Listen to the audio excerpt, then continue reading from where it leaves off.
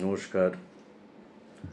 সাতটায় সুরজিৎ এই ইউটিউব চ্যানেলে আজকে প্রাত্যহিক অভ্যাসের একটা বলবো। সবাই হয়তো কিছু না কিছু করে থাকেন, প্রত্যেক দিন উঠে সবার হয়তো নিজস্ব কিছু অভ্যেস থাকে। সেটা হয়তো কেউ প্রাতঃভ্রমণ করেন, কেউ হয়তো একটু জ্ঞান আহরণের জন্য বই পড়েন, কেউ হয়তো মনোরঞ্জনের জন্য গান করেন, যোগা করেন। সবার বিভিন্ন অভ্যেস থাকতে পারে। আমার যেটা প্রাত্যহিক অভ্যেস, যেটা অনেক বছর ধরে করে আসছি, সেটা হলো গীতা পাঠ। আমাদের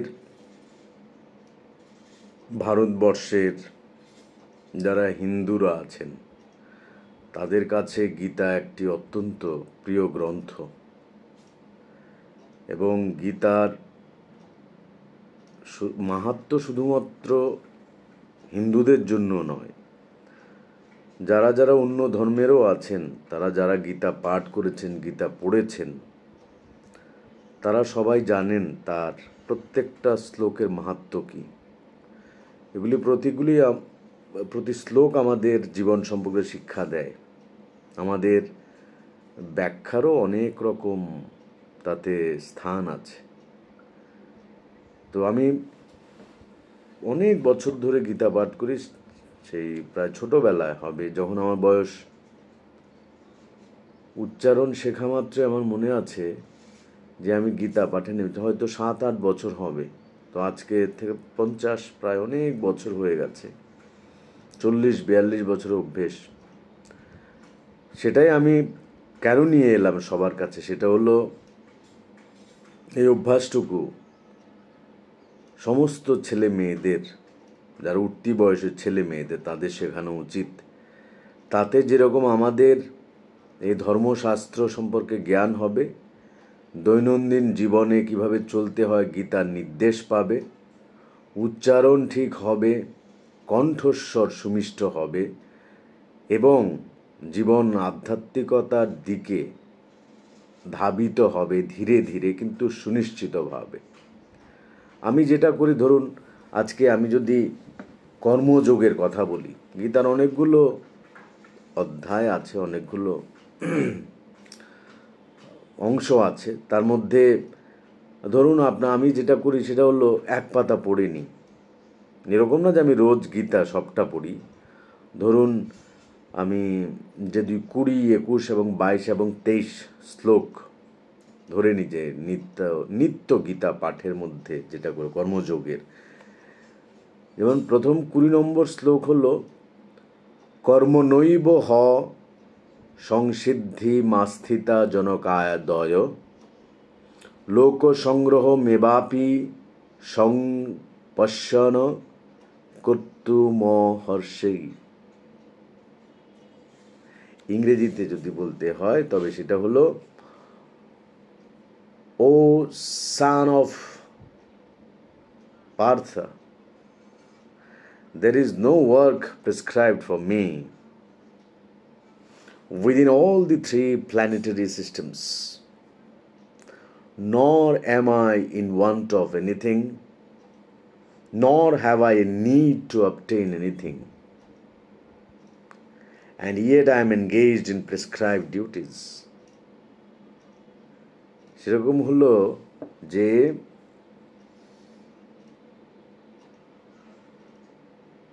এরপর পরের যে কথাটা, সেটা 22 নম্বর হলো, না মে পার্থাস্তি কর্তব্যম ত্রিজু লোকেষু কিঞ্চনা নানো বাপ্ত মা বাপ্তব্যং বর্ত এইব চ কর্মণি। না মে, যেটা আমি 22 নম্বরটাই বলছি, 22 নম্বর যেটা বলা আছে যে না মে পার্থস্তি কর্তব্যম। না মানে নট, আমরা যেটা বলি আর কি, মানে হে পার্থ, বাংলায় বলা হয় হে পার্থ, আমার কর্তব্য কিছুই নাই। সেই কারণ এই ত্রিলোকে আমার পাইয়াছি আর পাইব এমন কিছুই নাই, তথাপি আমি শাস্ত্রোক্ত কর্ম করিয়া থাকি। ইংরেজিতে যদি বলা হয় তবে না, না মে, ন মে যেটা বলা আছে, ন মানে হলো নট, মি মানে হলো মাইন, আমার। ন মে পার্থাস্তি, পার্থাস্তি ও সান অফ প্রাথ, পার্থাস্তি আস্তি মানে হলো দেয়ার ইজ, সেখানে আছে, আছে অর্থে বোঝায়। কর্তব্যম মানে হলো প্রেসক্রাইব ডিউটি, আমাদের যা যা বলা আছে। আমার এখন কাজ পড়ানো, সে পড়াতেই হবে যে কোনো অবস্থাতেই। তো কর্তব্যম মানে হলো প্রেসক্রাইব ডিউটি। কর্তব্যম ত্রিষু, ত্রিষু মানে হলো ইন দ্য থ্রি, তিনটের মধ্যে। ত্রিষু লোকেষু মানে হলো তিন লোকের মধ্যে, প্ল্যানেটারি সিস্টেম। লোকেষু থ্রি প্ল্যানেটারি সিস্টেমসের মধ্যে। আর লোকেষু কিঞ্চনা, কিঞ্চনা অর্থে হলো এনি, যে কোনো।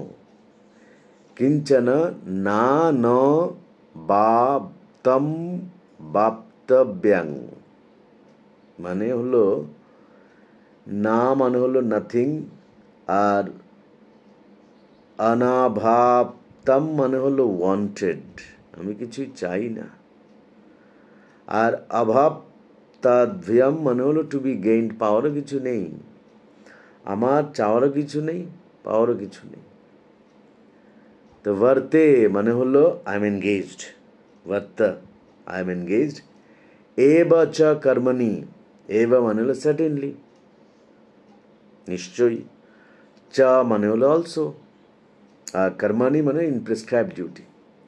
তাহলে ইংরেজি যদি করি তবে সেটা হবে there is no work prescribed for me within all the three planetary systems,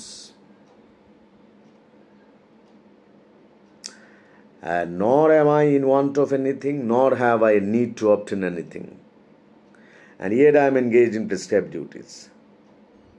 So Vedic literature, the supreme personality of Godhead,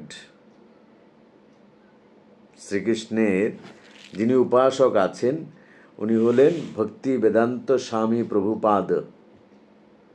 উনি he is the Acharya of the international society for Krishna consciousness. তার একটা বই আছে ভাগবত Gita as it is, এটাকে আমার একটা ছাত্র উপহার করেছিল, এই যে বইটা দেখালাম, এটা ইংলিশ ভার্সন, ঠিক আছে। আর নিত্য নৈমিত্তিকের জন্য আমি এই গীতা পড়ি, নিত্য পাঠ্য আমাদের গীতা পাঠ, ঠিক আছে। তো আমি যেটা বলছিলাম 22 নম্বরের সেই শ্লোক, এক একটা শ্লোক কত রকম তাৎপর্য বহন করে। একটা শ্লোক পড়লে কত কিছু জানা যায়, আর একটা পাতা পড়লে তো কত কিছু জানার। যেটা বললেন ন মে পার্থাস্তি কর্তব্যম ত্রিষু লোকেষু কিঞ্চন নান বাপ্ত ম বাপ্তব্যাং বর্ত এব চ কর্মণি, মানে তার যে আমাদের এই ভক্তি বেদান্তর স্বামী প্রভুপাদও ব্যাখ্যা দিয়েছেন এই লাইনের এভাবে, the supreme Lord is the controller of all other controllers, and he is the greatest of all the diverse planetary leaders. Everyone is under his control. All entities are delegated with particular power only by the Supreme Lord. They are not supreme themselves. He is also worshipable by all demigods and is the supreme director of all directors. Therefore, he is transcendental to all kinds of material leaders and controllers and is worshipable by all. There is no one greater than him, and he is the supreme cause of all causes.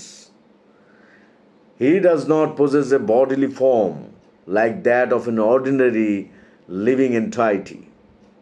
There is no difference between his body and his soul. He is absolute. All his senses are transcendental. Any one of his senses can perform the action of any other sense. Therefore, no one is greater than him or equal to him.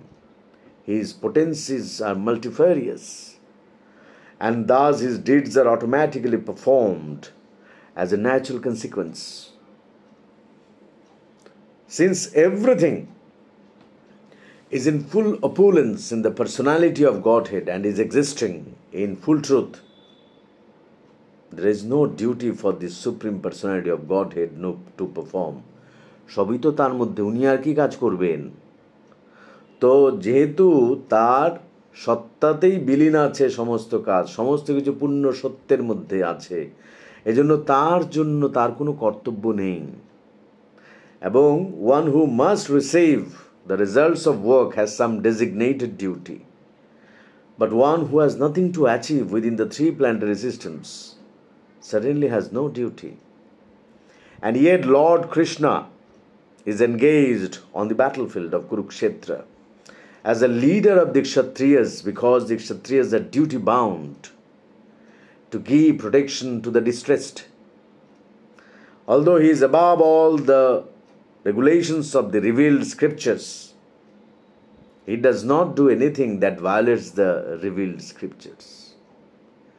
উনি এমন কিছু করেন, শ্রীকৃষ্ণেরও কোনো কাজ ছিল না তার, উনি তো সব কিছুর মধ্যেই আছেন বিরাজমান, কিন্তু তারপরেও যুদ্ধক্ষেত্রে অবতীর্ণ হয়েছেন কেন? শুভ শক্তি রক্ষার্থে। আমরা সবাই একটা সময়ের পর এই দিন আসবে, চাওয়া পাওয়ার হিসেব থাকবে না, মনে হচ্ছে সব পেয়েছি, কিন্তু কাজ তো করে যেতে হবে। ওই কাজ করার যে মাহাত্ম্য, সেটাই বলা হয়েছে 22 নম্বর শ্লোক। আজকে আমি যা বললাম, কেন বললাম এই কথাটা, সেটা হলো সমস্ত ছেলে মেয়েদের এখন ছোট ছোট, আমার প্রচুর ছাত্রছাত্রীদের এখন বিয়ে থা হয়ে গেছে, সন্তান হচ্ছে, তাদের সবাইকে আমি বললাম যে যখনই ওদের একটু বয়স হবে, বই পড়তে শিখবে, তাদের সংস্কৃত গীতা ধরিয়ে দিও, তাদেরকে পাঠ শেখাবে, তাদের একটা নিত্য অভ্যাস তৈরি হবে এবং তাতে সুললিত কণ্ঠস্বর হবে। জ্ঞান প্রথমে তো কিছু বুঝবে না, বোঝার দরকারও নেই, কিন্তু উচ্চারণ ঠিক হোক, কণ্ঠস্বর ঠিক হোক, আস্তে আস্তে যখন বোধ বাড়বে, চিরজীবন যখন এই অভ্যেস হবে, তখন দেশের দশের সব্বার কল্যাণ সাধিত হবে। এই বলার ছিল আজকে 7টায় সুরজিতে। নমস্কার।